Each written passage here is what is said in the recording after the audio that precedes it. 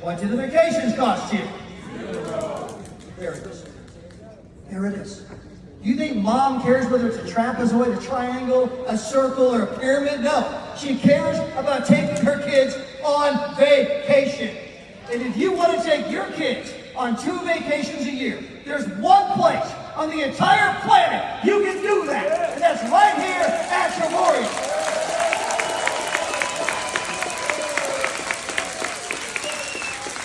We have some imitators. I don't blame them. If I were them, I would imitate us too. Because you guys are absolutely exploding in growth. And David Hart can give you the numbers. We have the credit card processing companies. The credit card processing companies, they process credit cards for all of the other network marketing companies. They don't get to hear all of the false reports. They get to see the actual data. Who's signing people up? Who's creating revenue? They're taking David Hart out to dinner. He says, man, you guys are one of the fastest growing companies in the entire world. And all of you, you're doing things that have never, ever been done before. It transcends the industry that we're in. But guys, understand, if you want to succeed, it's what my man Daryl talked about a moment ago. I got this quote from Daryl and Maria. I learned it from them, which is you have to come and you're going to have to make a decision. Right? You're going to have to make a decision. Did you choose to try? Or did you decide to succeed? Your destiny lies within your answer. I've heard Daryl say this so many times, I can say it, right? But you have to make that decision. It's not going to happen overnight. And in order for any one of you guys to succeed, you're going to have to go through the desert. Now, my wife shared the story. We started slow. We're not like Eager and Larissa in 3 years making $1 million a year. We're on the slow train. We're on the fast train, okay? Things are going to happen. My wife got cancer. That's not fair. That's not just. What are you going to do? Whine about it? If you want to succeed, if you want the $1 million ring, you are going to have to go through the fire. Yeah. Things are going to happen. Things that are not right, things that are not just, things that are not fair. But if you moan and complain, in the desert you'll remain. Nobody gets into the promised land complaining. There is no book called Bitch and Grow Rich. I hate to use that language, but it's a fact. You are not going to complain your way to $1 million ring. You're not going to complain your way into the promised land. You might be right, but do you want to be right, Ryan, or do you want to be rich? Do you want to be right, or do you want to be rich? Rich. Because if you focus on, well, it wasn't fair, I got this guy that quit, customer service is rude, this thing happened, they lost my ticket. If you focus on that, you'll stay in the desert. If you want to go into the promised land, if you want to get the $1 million ring, you have to learn to overcome all of that. You have to learn to say, you know what? I'm glad this happened. I'm glad this happened. We'll learn from it. You got to be like Danny Segmento. You got to be like Daryl Roberts. You got to be like all of the other great ambassadors. Things happen. But if you go complain, oh, it's not fair. All right, stay in the desert. Because you're not going to get rich complaining. You're only going to get ahead if you learn to say, you know what? I don't care what happened. I'm going to keep giving thanks. I'm going to keep being thankful in all circumstances, not for all circumstances. We weren't thankful for cancer, but we were thankful for doctors. We were thankful for surgery. We were thankful for chemo. We were thankful for radiation. We were thankful for insurance. We were thankful for residual income. We were thankful for our friends and family and prayers. You got to focus on what you're thankful for. You will never multiply until you already give thanks for what you already have. If you are not a reader of the Bible, Jesus fed the 5,000. They had a couple of fish, a couple of loaves of bread. What did he do? He first gave thanks for what he had before he got the multiplication. You have to give thanks for what you have. And guys, you're not going to get in the desert complaining. Things are going to happen, but you got to overcome it. Now, I want to use business by the numbers. Because some people are like, well, I just know it's going to be great. I got this feeling. We're going to go make $1 billion selling lemonade. And there's only 50 million a year in lemonade volume. You're like, you want to rethink that plan? I mean, guys, I'm a data guy. I like numbers, all right? So let's talk about numbers. 10 to 30 million people every single month are searching for a way to make money. They're searching for network marketing. They're searching for multi-level marketing, home-based business, small business. They're searching for work from home. 10 to 30 million people every month. This is Google data. How about travel? You got 600 million to 1.5 billion every single month searching for a better way. I got no one to talk to. Nobody at all. No. The harvest is ripe. The laborers are. The problem is not with the harvest. The problem is, are we doing our part? Are we making our list like Larissa? Are we writing the names down like crazy? Are we talking to everyone like David Hart talked about, the UPS guy? Right? Talking to everybody. Are we doing our part? Now, I want to take this a little further. I want you to pretend that this gumball you see right here represents $1 billion. Okay? Because a lot of you might be thinking, well, Todd, aren't there a lot of industries out there that are big? You may not realize what time it is with our industry. Essential oils is a big industry. There's a lot of network marketing companies selling essential oils. But the essential oils business is a $10 billion industry. It is half the size of the National Football League. So if we're talking about essential oils, I need 10 gumballs. If we're talking about skincare, I need 25 gumballs. If we're talking about weight loss, I need 30 gumballs. If we're talking about nutrition, 40 billion, I need 40 gumballs. If we're talking about travel, I need 11,600 gumballs. Nothing comes close to the size of the industry that we're embarking upon. And why does that matter? Because any industry that you go into, you're only going to capture a tiny percentage. I don't care how good your product is, it's endorsed by this person, that person, the FDA, 97 clinical trials, it doesn't matter. You're going to get a 0.5% at best. That would be a miracle. You're only going to get a fraction of a percentage of whatever market you're going into. Well, if I'm going into the essential oils business, that's 10 billion. If I capture 0.25% of 10 billion, my maximum potential is smaller than Chamoy already is right now. So I don't want to go into a small industry where I capture a small percentage and the best I can do is 60 million, 50 million, 70 million. Guys, if you capture a quarter of the percentage of the travel industry, our potential is $40 billion. Now, I'm not suggesting that's going to happen. But if we only get 1/100% of this industry, 0.0001, right, Ben? You got that number down. 0.0001. We captured the tiniest little fraction.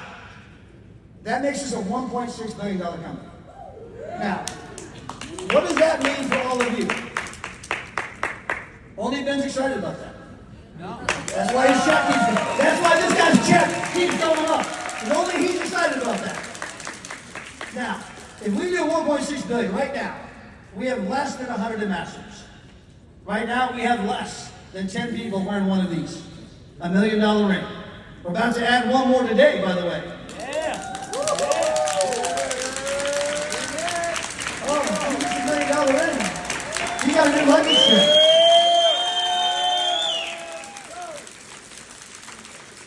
Less than 100 ambassadors, less than 10 people wearing $1 million ring. If we get 0.0001, it gives us thousands of ambassadors and hundreds of people wearing rings. Now, a lot of people don't realize how companies grow. There's a company out there called Starbucks. A lot of you know it. A lot of you drank some this morning. Starbucks was 16 years old and they had 17 stores. Think about that. 16 years old, they had 17 stores. Guys, we've only completed our 13th year. We're in our 14th year. Haven't completed it yet. We've only completed our 13th year. So if we're Starbucks, we don't even have 17 stores. We got like 12 stores. You guys are like, oh, Todd and Gina, Eager and Larissa, they're the top income earners. Yeah, we got the #1 Starbucks out of 11. This race hasn't even started yet. The participants haven't even shown up. The real growth is about to happen. Everything we've done up to now is insignificant. It pales in comparison to what's about to happen. Now, Starbucks, watch the numbers here. In the next 9 years, they went to 700 million. They went from 17 stores to 700 million. McDonald's took McDonald's 19 years to get to the first franchise. 17 years later, they went to $1 billion. How about Walmart? Took them 20 years to get to 38 stores doing 44 million. In the next 10 years, they went to $1 billion. How about a little company called Nike? Took them 12 years to get to 14 million. You guys do realize that Chavoyam's outpacing every one of these companies, right? It took them 12 years to get to 14 million. In the next 10 years, they went to $1 billion. How about Kentucky Fried Chicken? It took them 22 years to get to the first franchise. In the next 20 years, they went to $1 billion. Does anybody recognize a pattern here? Yeah. Anybody realize what time it is? Yeah. The real growth of our company is about to happen. We are just scratching the surface of what we are about to do. Now, if you want to succeed, if you want to be somebody who takes advantage of all of that growth, right? Guys, there's a simple formula you can follow. I call it the network marketing wealth formula. Number one, you've already done the hardest part. The hardest part is you have to find a legacy company. Dale Marie Roberts spent 35 years being top earners. But then the company went away, went out of business, they had a product that didn't last, they had to start over. They did their part, but they didn't have the right company. The hardest part is finding a legacy company. You've already done that. You've already done the hardest part of the dynasty.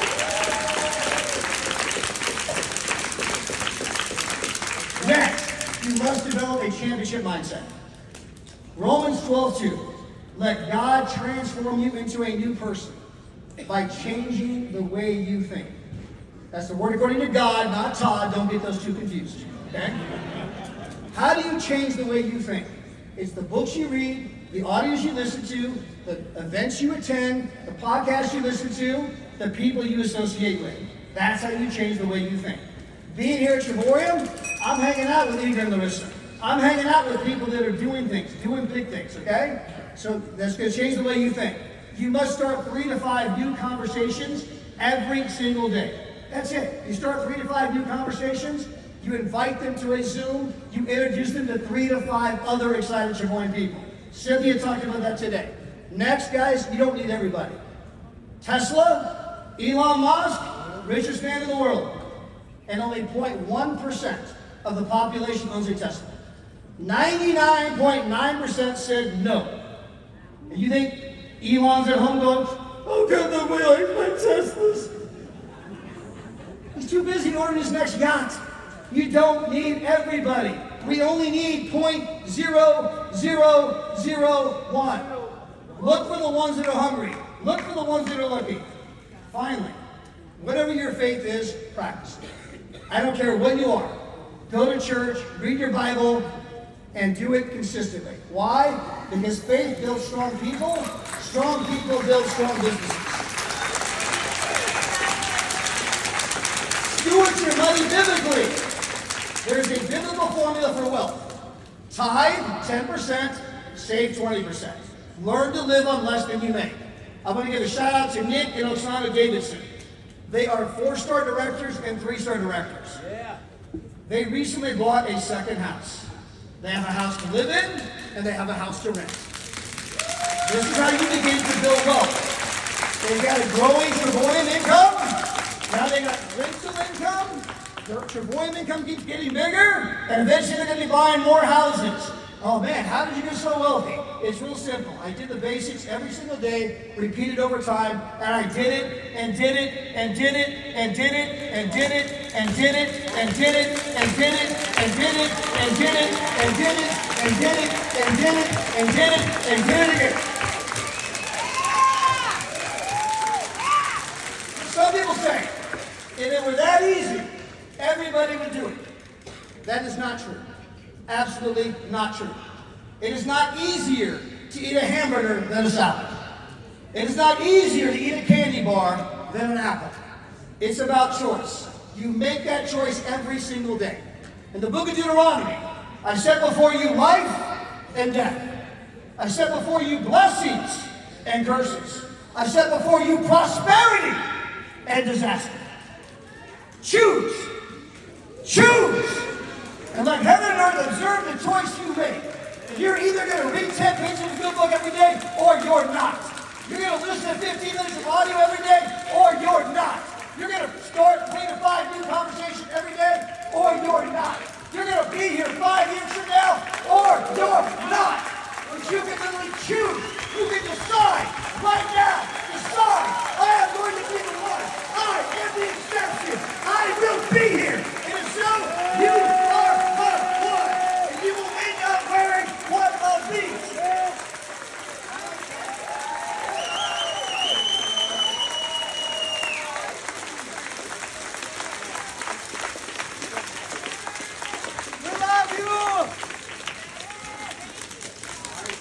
Now guys, as I mentioned, the hardest part is finding a legacy company. Finding the right leader. And some guys just have a knack for it. They have a gift for it. If you guys don't know much about Apple Computer, Steve Jobs, he started Apple Computer. Some of you may not realize he got fired from his own company. So he leaves Apple. And while he's gone, Apple goes down the tubes, almost goes bankrupt. What did Steve do while he was fired? He went and started a little company called Pixar. Pixar, yeah, you know, Toy Story, you all watch the movies with your kids. Steve Jobs started that. Doesn't Disney own it? Yeah, he sold it to Disney, which is why Steve Jobs is the largest shareholder in Disney. So he starts Apple Computer, gets fired, does Pixar, right? Then he comes back to Apple, does the iPhone. He's just one of those guys. One of those guys. Elon Musk, he did PayPal, got bored, did Tesla, got bored, did SpaceX. He's just one of those guys. Everything they touch just seems to turn to gold. David Hart pioneered the mobile car washing industry in Southern California. He became a finalist for Entrepreneur of the Year, Inc. magazine, in his 20s. Now, David didn't win. You know who won? Callaway Golf. It's a $4 billion a year company. Our owner has been competing with the likes of guys building billion-dollar brands since he was in his 20s.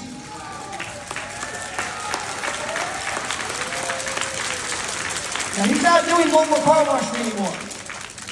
He's in the single largest industry in the world, doing things that have never, ever been done before. He's a genius. He looks at industries a different way. He's frugal. You heard that from Pat Brown. He's conservative in all the right ways to make sure he protects your check. It's the number one thing he asks every time. Is there any chance I would jeopardize the check that every single one of you are getting every Friday? The number one goal of this company is to make sure that check comes in every Friday from here on out. Now, more important than David's business acumen is his heart.